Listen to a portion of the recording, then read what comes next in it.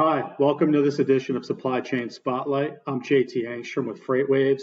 Joining me today is a special guest, Josh Phelan, the VP of Finance at JB Hunt. Josh, it's great to see you. I know we've done a lot of work over the past year or so. I'm really thrilled to be able to have you on this show. Thank you for joining us and welcome to Supply Chain Spotlight. Yeah, JT, thanks for having me. Excited to be here. And presumably you're taking this call from Arkansas, is that right now? I am, Lowell, Arkansas today. We're fortunate to be able to do this virtually. I know we spent some time face to face, and obviously with COVID and with the pandemic, travel has been tapered down a bit. But luckily, we have this this venue, this virtual venue, to be able to stay in close contact, and so we're fortunate for that. Yeah, it's been over a year now since I've left Arkansas. It's kind of crazy. Yeah, I mean, you think about the amount of travel that you and I have both done in the sort of decade prior to the pandemic. When you think about that rapid shift immediately after, it's pretty unique. Yep. And so I know you've had a lot of different roles and experiences in your career at Hunt. In fact, I remember when I first met you, I asked you where you grew up, and your response was in dedicated. And of course, I was thinking sort of more where you were born, but actually, I thought in dedicated was really probably a better answer. And so, with that, that speaks to the depth of experience you have in the transportation space. Really, is ultimately where I'm going with this. And so, can we talk about some of the roles you've had at Hunt and some of the lessons you've learned and how that's helped develop you into the leader that you are right now within that organization? You bet. Yeah, I do say I grew up in dedicated. I was just thinking that. I don't know why I say that. That's what I say. I started JB Hunt November of 2002, straight out of college. So it was my first career. I obviously had jobs, but my first profession, if you will. I started in dedicated, most specifically dedicated pricing. I thought it was a great way to start in transportation, is what you really learned is the economics behind dedicated fleets. Not so much on the transactional side, which is a big part of transportation, but you really learned the cost side of dedicated fleets. I spent 2 years doing that. Obviously had career aspirations. I remember at the time Nick Hobbs he wasn't our president of dedicated then. John was our president, but he was basically our COO, Senior Vice President of Operations. He told me, you got to go get operations experience. So after about 2 years in pricing, I went and worked on the operational side of one of our big dedicated fleets that we had centralized in Lowell. It was a great year. Learned a ton about just the execution side, the driver side. I was ignorant. I knew the cost side really well, but never really got my hands dirty. So I did that for about a year. Actually came back to pricing in dedicated.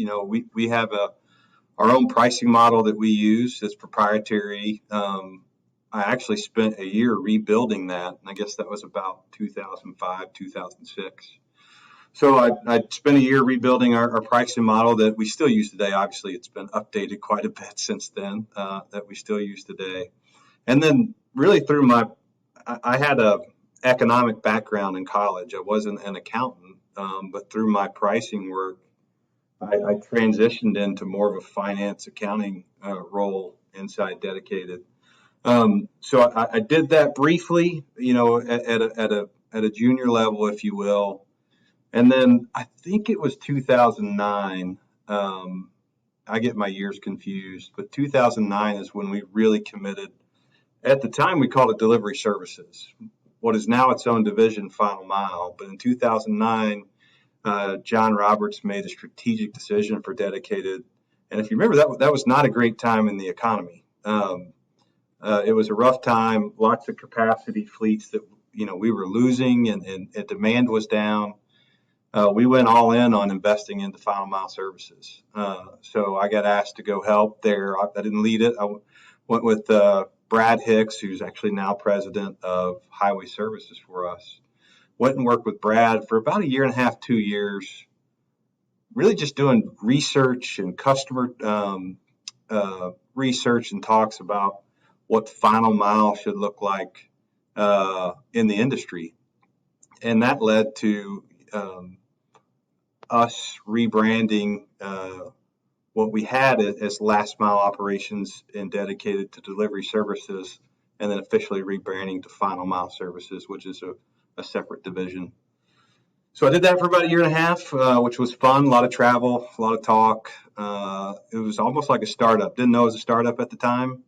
I know a little bit more about what a startup feels like now with 360, but was really a startup inside JB Hunt around our final mile segment. Did that, went back to finance again in a more of a leadership role on the dedicated side.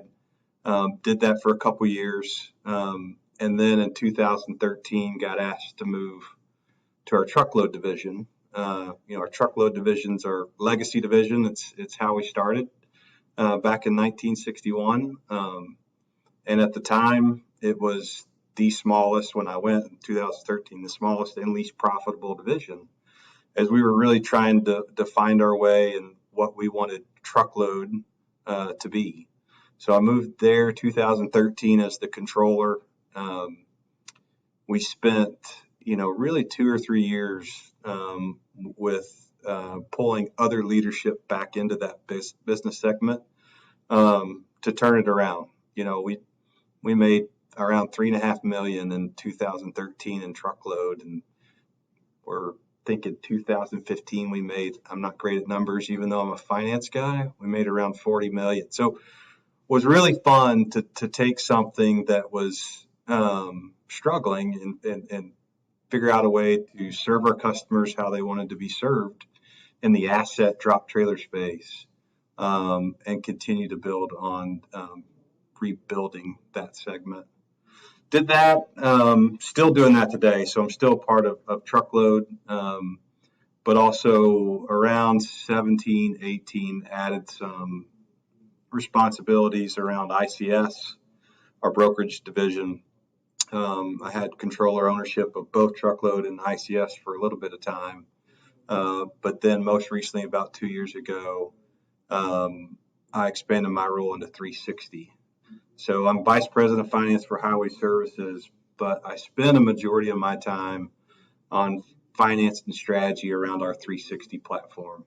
I'd say about 80 to 90% of my time spent doing that today. Yeah, and that's a phenomenal background. So that speaks to the breadth and depth of not only JB Hunt, the organization, but your ability to go through multiple roles and progress through a handful of different departments to give you really a end-to-end visibility into a lot of different elements of the surface transportation space. Notably, the one you didn't mention, but is also obviously a big element of JB Hunt is the intermodal business. And so it gives that umbrella, that platform, a really unique perspective into the entirety of this domestic surface transportation space, North American surface transportation space. And interestingly, you commented briefly at the end of your description about 360, probably because you knew we were going to expand upon it. But notably, the 360 is really operating at the forefront of technological innovation at that North American transportation technology intersection, which is a phenomenal platform to be working on to give you a very unique perspective. And so with all that industry background and finance and technical acumen, now my next question for you is, what are some of the new and novel innovations that, one, you can talk about, even if just in concept, but that you're collectively as an organization either investigating or really interested in or keeping your eye on, if you will, to think about either potentially greenfield building or integrating, whether it's a third-party source or tracking as you think about the evolution of the freight tech and or just straight freight space in North America moving forward? Yeah. Obviously, what's front of my mind is our recent announcement with our alliance with Google. And I think, you can read through that announcement of what we think is on the forefront of, what's to come in the logistics space. It's all about data, and it's all about integrating, and it's all about speed. Um, you mentioned tracking and visibility. I mean, that's probably the number one thing our customers are asking for right now. They want access, and they want access to capacity, but they want the transparency and visibility that come with that. And there's obviously hardware and connections that need to happen for that capability to take place, but it's also what's the power of the data and how do we use that data. So, we're excited, aligning with Google, to really accelerate what we've been working on, and to be able to use their data capabilities, their platform knowledge on how we can really take that exponentially to our customers and to our carrier base as well. But I think you're going to see big strides and advancement, if you will, in the ability for capacity, whether it's carriers, asset providers, airlines, whatever, to provide visibility to their customers on where their products are. And, I think probably, obviously, I'm not a CEO at a CPG or any type of retail company, but I would say through this pandemic, supply chain is probably back in their top of mind. And maybe it never wasn't at their top of mind, but you've seen what inventories have done, what supply chain disruptions have done, which is a culmination of a lot, right? I mean, with the way the consumer's going and same day, next day, 2-day delivery, and how inventories need to build around that from not only from a customer service side, but from an economic value side, where they could still make the margins they need to make. You've seen how tight the supply chain is. And I don't think they'll go back and they'll loosen the supply chain. So one way we've got to play a role in that is how does logistics help them operate a much tighter supply chain than they've ever had? Right, right. Those are remarkable. One, congratulations on the partnership.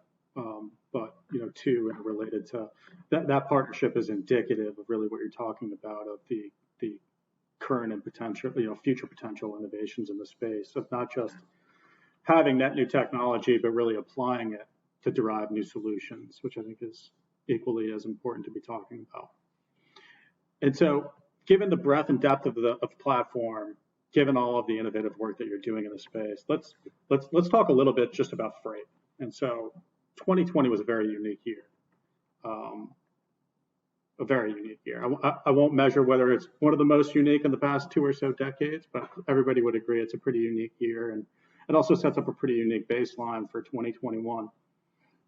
Can we talk a little bit about what you've seen over the past, call it trailing 12 months, with respect to trailing 12 months, and then also expectations for sort of next 12 months? Obviously, nobody has a crystal ball, but nonetheless, with such a unique and broad and deep, cross section of the transportation space, clearly you guys see a lot in terms of historicals. What does that set up for your perspective on, forward looking? Yeah, 2020 was a unique year. I think it was one of the most unique, but I have a short memory, so that's why I might say that. I'm not going to tell you something you probably already haven't heard before, but I think dislocation was the best adjective or adverb of the freight market in 2020. It wasn't just that capacity was dislocated, but even customers and routes and demand was dislocated. And that's all, that caused a lot of capacity constraints in the market. I think it's led to, we never really fully recovered. And so that's led to 2021 being another very unique year because we haven't fully recovered yet from a supply chain constrained perspective. And then you had the winter storm, which got quite a bit of press, that threw another kink for a week in the entire supply chain. So I think what's happened in 20 has created 2021, another unique year. How long it's going to last, who knows? If you and I both knew that, we'd probably be doing something different today. But I think with, all the economic side of it, with what the government's stimulating with the economy, the service sector really being shut down, goods doing really well. I think demand for products, and I know there's several different volume indices out there for the transportation market. The one I follow closely is FreightWaves, and how you compare the volume index to the rejection index, and it shows that absolute volume is up considerably in 2021. So I think as demand has rebounded and continue to rebound, and you're still building off that dislocation that really started when everything shut down, I think 2021 could shape up to be as unique as 2020. Yeah, yeah, and certainly the volatility of 2020 would allude to the fact that, given the bullwhipping effect in supply chains, you would anticipate 2021 also be very unique. And we're seeing that materialize for the first, call it 2.5 months of the year. And so for competent operators like yourself, that could be a real opportunity. So, with that, I fully expect, 2020 to materialize into a story of its own, if you will. Yeah, I agree. And so, we talked a bit about technological innovations, whether it be raw technology or the applications of net new technology. We've also talked about the cross section of the platform at Hunt. We've talked about, historical look back and on freight and a look forward into freight. Could we talk a little bit about, with sort of our final time section, what most excites you in the transportation space right now, whether it's in raw operations or in technology or in some other bucket, that you think will be either highly transformative or, a core shaping theme of the space over the next, 3 to 5 years?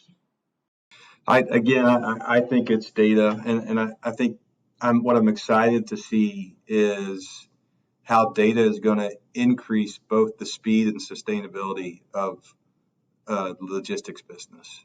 Those are the two things that need to happen, right? We need to get faster, and I'm not talking about drive a truck faster or move a shipment faster, but we need to get faster at solving problems, and we need to do them in a sustainable way. And I really think you're going to see data leading that. And not to say that electric vehicles aren't an important part, or autonomous vehicles won't be an important part as well. But what excites me more than anything is how the data and the connectivity from a platform, whether it's one platform, whether it's 10 platforms, whether it's an integration of 100 platforms, but how data is going to both increase the speed to solve problems and to be able to sustainably do so for customers and carriers. Yeah, I couldn't agree more. And as you know, there are a handful of unique things we're working on, which we're very much so looking forward to announcing in the coming weeks. And so with that, we would love to have you back on after that does get announced. And I think that'll offer up a very rich and fun conversation for the both of us and the audience. Absolutely. Love to. So with that, Josh, I think we're going to close up. It's been a real fun to chat. It's wonderful to have you on Supply Chain Spotlight. We really appreciate your time. We appreciate your insight. We appreciate you carving the time out of your schedule. I know you have a lot going on. With that said, we're going to ask you to come on again, and we really appreciate you joining us. And so with that, thank you for your time. Josh Phelan, VP of Finance at J.B. Hunt. Josh, great to see you. Thank you again. I can't thank you enough.